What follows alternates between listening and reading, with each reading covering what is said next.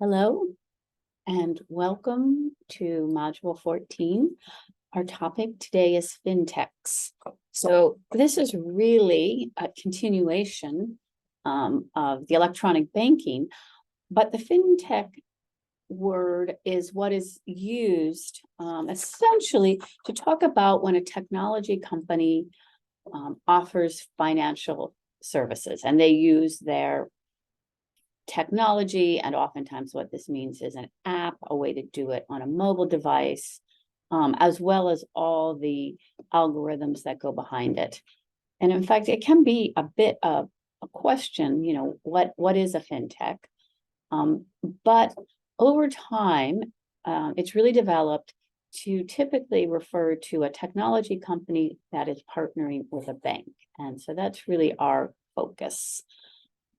A lot of that has to do with the fact that in the initial days of fintechs, a lot of clever people came up with ways to provide financial services.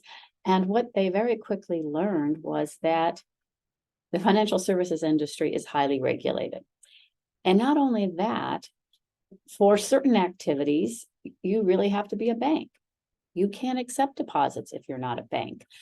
So although your book talks about the peer-to-peer lending, a lot of that has really stopped because that got into SEC laws and became very complicated.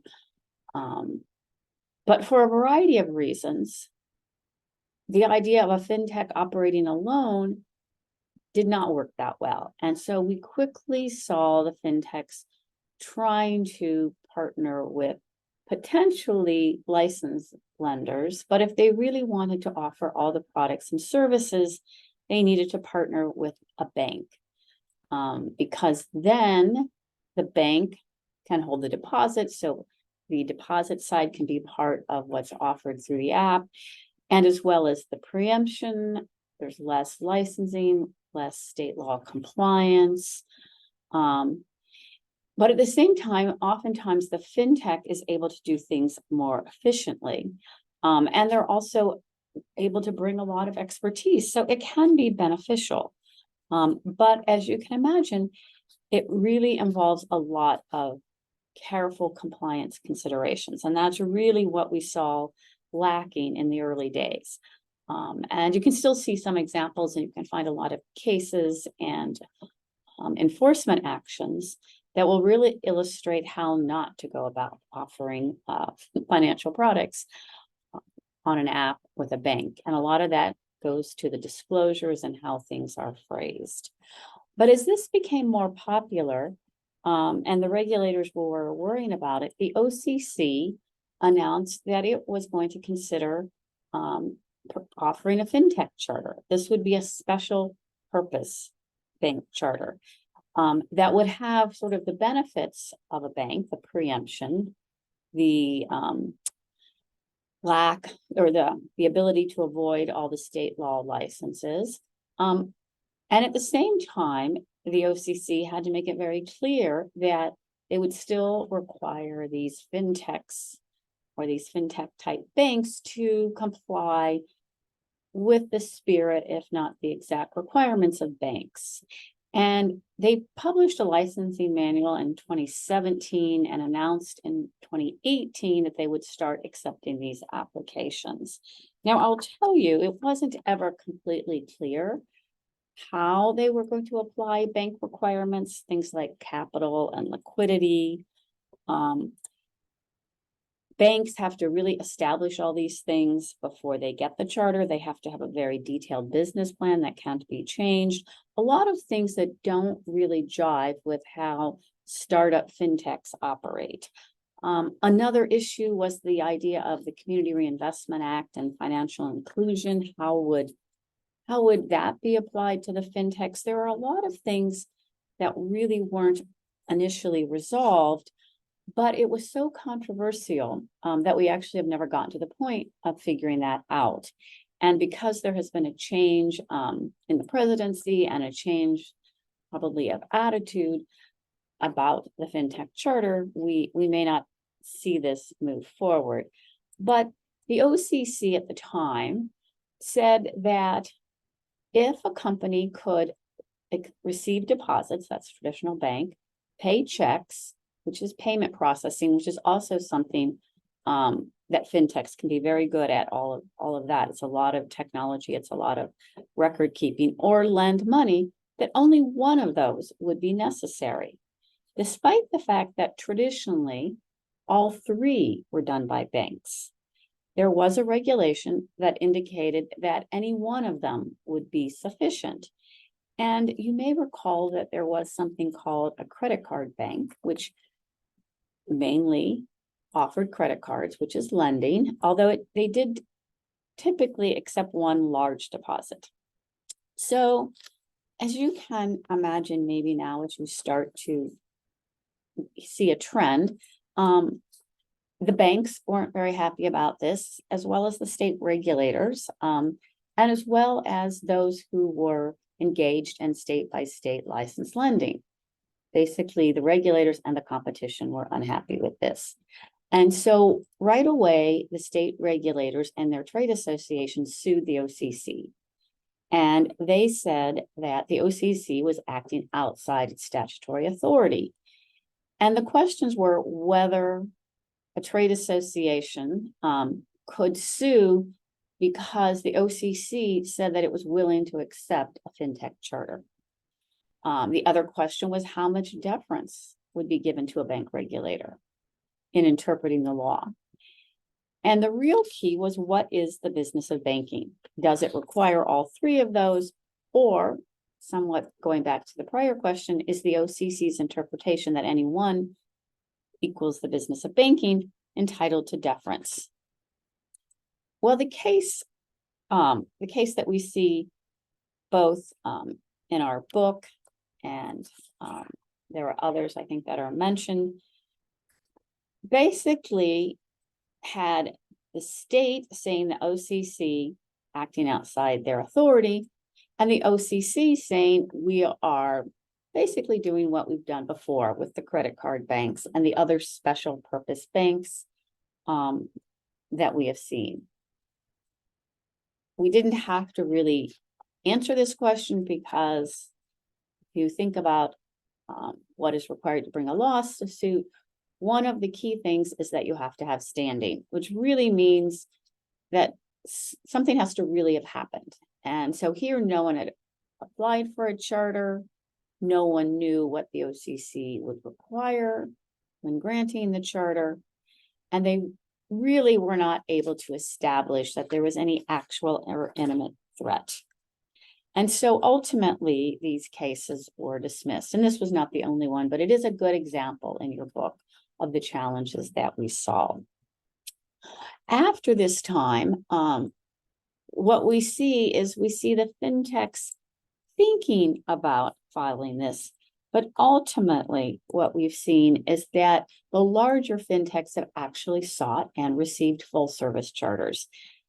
And really, if you think about this from a lawyer legal compliance perspective, going down this route of getting a lawsuit and all this uncertainty is really just going to take a lot of time and a lot of money.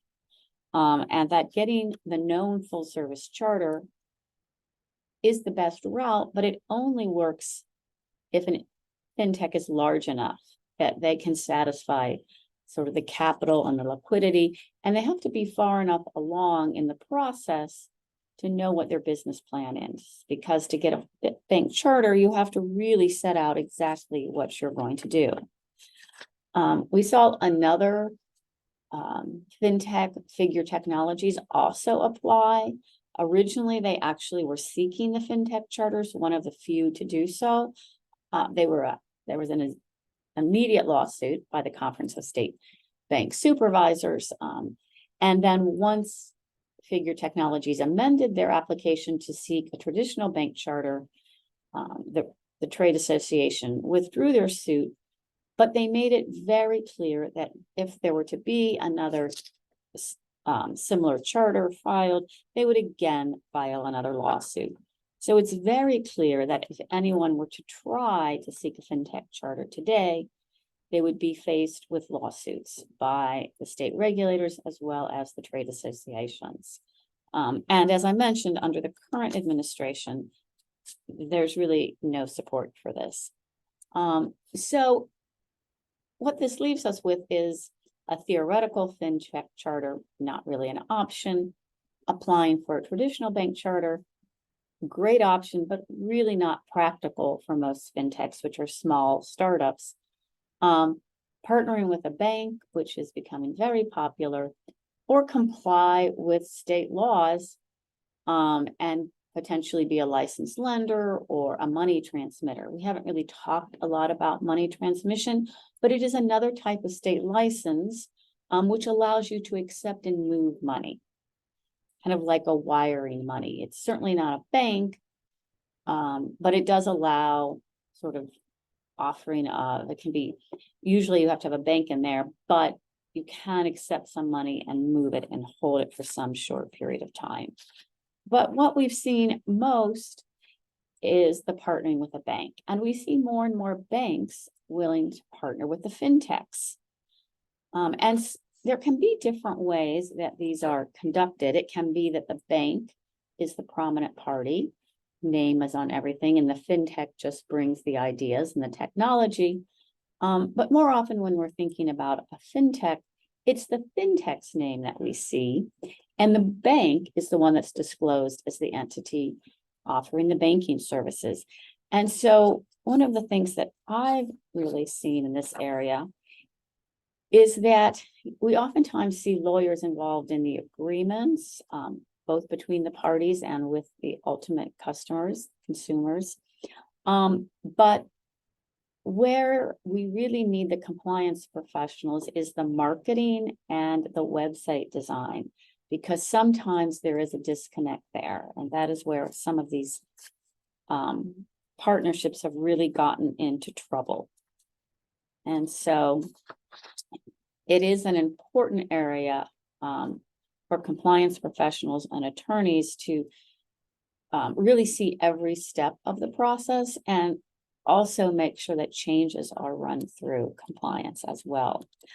But there are other options, and one of this that is getting a lot of attention is this banking as a service.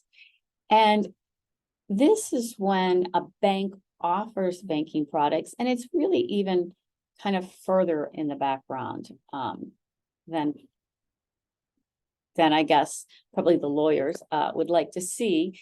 And Chime and Swell are a couple of examples, although Chime has actually gotten into quite a bit of trouble because there's a fair amount of legal risk. And we see the regulators being really quite concerned with this banking as a service, really concerned that customers don't understand who they're dealing with, and also really concerned with who has the compliance obligation. And I think that's really kind of an interesting issue, because as a bank, the bank must always take responsibility for compliance with all laws applicable to the bank. And that is absolutely what the regulators say again and again. But oftentimes the fintech wants to bring some level of expertise and may contractually agree to take on some of this compliance, some of this drafting of marketing materials and even customer agreements. So it is something that the regulators are really scrutinizing, and particularly on the bank side, the banks have to really realize that even if a fintech offers to provide some level of compliance assistance, it will ultimately be the bank's responsibility if there's a problem. And so they need to do their own due diligence of the fintech and their capacity for actually ensuring compliance. But with all of these legal risk and compliance risk, there are real benefits. There's the access to preemption, there's access to the payment system, and there's the ability to accept deposits. And so as much as the regulators are really looking hard at these, and it can be difficult, I don't think we're going to see them go away. And I think we're going to see an increased number of these partnerships in the future. But it's really important that the roles of the parties and the responsibilities are spelled out in a way that the parties understand it, but actually that the customers understand it, at least as far as who the roles are, who is the lender, who's accepting the deposits, all of that. There can also be privacy and data sharing concerns. How is the sharing of data going to go? What are the privacy policies going to say? Do the privacy policies line up with what's going to be done? And is it all permitted by law under GLBA? Again, I've mentioned marketing and customer interactions. I'll oftentimes see compliance notes like call centers. And if it's the fintech that's somehow doing the call center, they need to not talk about a bank product as being theirs. You really need to have good training for any kind of customer interaction, that you don't mix the parties. Information security is huge. When you have two different entities, you're transferring a lot of sensitive information. And do the companies have the right technology and the know-how? The Bank Secrecy Act is a huge, huge issue for the bank regulators. And they're very concerned with banks partnering with inexperienced fintechs as to whether they'll know how to properly treat sensitive information and watch for any type of potentially illegal activity. The true lender issue can come up if some of the above issues aren't dealt with appropriate, particularly the compliance and the marketing, as well as the financial inclusion. And this is another thing that sometimes the fintechs are not really used to. And we'll talk about this more, but banks have a legal obligation to serve all members of the community, and with a particular concern with serving the underserved communities and those with a low or a moderate income. And the fintechs may not be as aware of that when they're thinking of ways to market their product. Not that we see the fintechs or the banks trying to intentionally exclude groups, but they may come up with marketing plans that have that impact. And that's something that the fintech may not be used to thinking about. So, as I've mentioned, the things that I see the regulators really looking at are disclosures and customer confusion, as well as deposit insurance status. Only deposits have FDIC insurance. There have been some actions against banks that got into crypto and implied that the crypto accounts had FDIC insurance. Very poorly worded advertising, very poorly worded marketing. Obviously, no crypto account will ever have FDIC insurance. It doesn't actually even make sense, but it's not at all the message that some of these bank fintech partnerships were giving to their customers. And ultimately, what the regulator is going to look at is whether the bank is really overseeing and controlling all aspects of the banking products and services that are being provided through the fintechs. The regulators have put out a number of manuals and advisory pieces. The FDIC did so in 2022. And again, it really just focuses on the contracts and vendor management, and really getting to the idea that there's no difference between a fintech partnership and really any other type of partnership or any other type of service provider, whether it's banking as a service or just using a fintech for an algorithm. Ultimately, the bank has to do due diligence up front, contract appropriately, and monitor the entire length of the relationship. So I did ask you to look at a few of the notes at the end of the reading before we finish this module. And I think we've really probably covered all of them, but I did just want to point out one of them, and that was the item or note number 3 that did talk about Wyoming. Wyoming has been very open to fintechs. very open to alternative bank charters, including bank charters which indicate a desire to mix banking and crypto business. Needless to say, that is not particularly favored at the federal level, but we do see a lot of activity in Wyoming. So it is an example of a state trying to be in the forefront of sort of a new idea in banking, and with the goal of attracting more business to their state. So if you have any questions about the FinTech model or FinTech issues, please reach out, and thank you.